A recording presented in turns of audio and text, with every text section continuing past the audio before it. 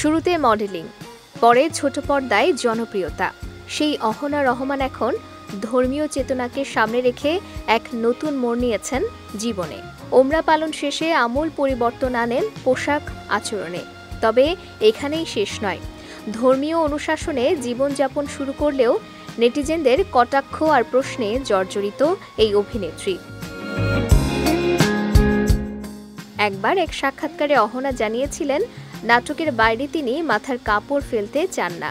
অভিনেত্রীর দেয়া এই বক্তব্য ঘিরেই তোলপাড় হয়ে যায় সামাজিক যোগাযোগ মাধ্যম।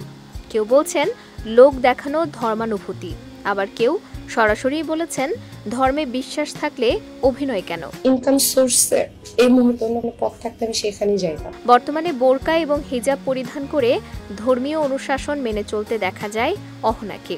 তবে অভিনয়ও চালিয়ে যাচ্ছেন তিনি, যা ঘিরে প্রায় সময়ই বিভিন্ন প্রশ্নের সম্মুখীন হতে হয় তাকে। অনেকেই প্রশ্ন তোলেন, ধর্মীয় চেতনা থাকলে কেন এখনো অভিনয় চালিয়ে যাচ্ছেন তিনি।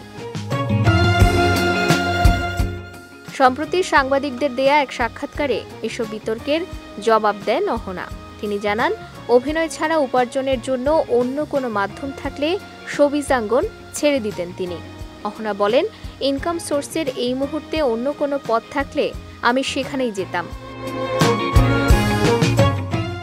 বসে বসে রাজার সম্পত্তিও শেষ হয়ে যায়, কিন্তু অন্য পথ নাই বলে আমাকে অভিনয় চালিয়ে যেতে হচ্ছে। অহনার কথায় বোঝা যাচ্ছে অভিনয়টা এখন আর নেশা নয়, বরং জীবনের একমাত্র উপার্জনের রাস্তা। ওমরা থেকে ফেরার পর বোরকা, হিজাব এসবেই স্বাচ্ছন্দ্য বোধ করছেন তিনি। তবে চাপের মুখে নয়, নিজের ইচ্ছাতেই এমন পথ বেছে নিয়েছেন, তাও জানাতে ভোলেননি এই তারকা।